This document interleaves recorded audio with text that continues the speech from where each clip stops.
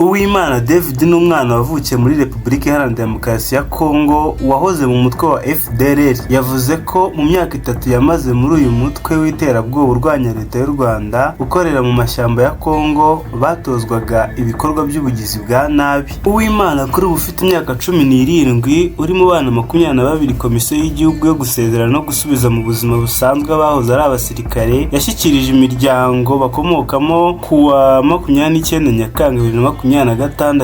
Yabwiye ikinyamakuru Igihe ko yafatiwe mu mashyamba muri teritwari ya Masisi mu gace ka Ironga aho umuryango we wari usanzwe utuye. Ati nari ngiye gusura abantu bo mu muryango, abasirikare ba FDLR bari bagiye kwikorera amasasu ku kibuga cy'indege muri Pinga, nanjye baramfata bajya kunyikoreza amasasu. Twarayatwaye tugera ku kibuga cyabo cya gisirikare banga ko dutaha. Tuhamaze iminsi 3 batujyana ku rugamba tubajyaniye amasasu. Yavuze ko iyo bababazaga impamvu batabarekura ngo batahe bababwiraga ko bazataha amasasu bagiye bikoreye yashize. Urugamba rugeze hagati babahaye imbunda nabo babuze uko babigenza babafasha kurwana.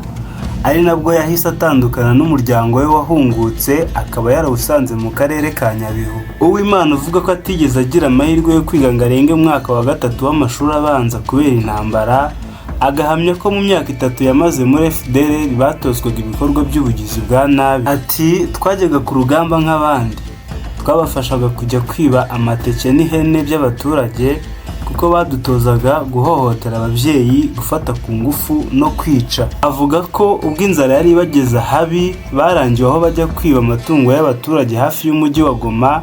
Bahageze bagabwaho igitero bakwira imishwaro ahita yisanga muri pariki. Yakomeje avuga ko yari afite mugenzi we watorotse igisirikare cya FDL imbere yarageze mu kigo cya Mutobo, bavuganaga kuri telefone, ari nawe waje kumugira inama yo kwitanga kugeza agejejwe ku mupaka munini wa Rakoronishi, ari naho yavanwe nawe akerekezwa mu kigo cya Mutobo yafatiyemo amasomo mu gihe cy'amezi 3 mbere yuko ashyikirizwa umuryango we. Yavuze ko bakiri mu mashyamba FDLR yababwiraga ko ugeze mu Rwanda yicwa cyangwa agafungirwa ahantu atazabasha kwikura. Ati twahabwaga inyigisho mbi n'abantu badukuriye, rimwe na rimwe tukumva ibyo bavuga ari ukuri, ariko natunguwe n'ukuntu nakiriwe mu Rwanda aho baduhaye imyambaro, baratugaburira ndetse banaduha inyigisho zidufasha kwisanga mu buzima busanzwe. Avuga kandi ko yiteguye kujya ku ishuri kuko hari amahirwe menshi atagera ku bantu batazi gusoma no kwandika,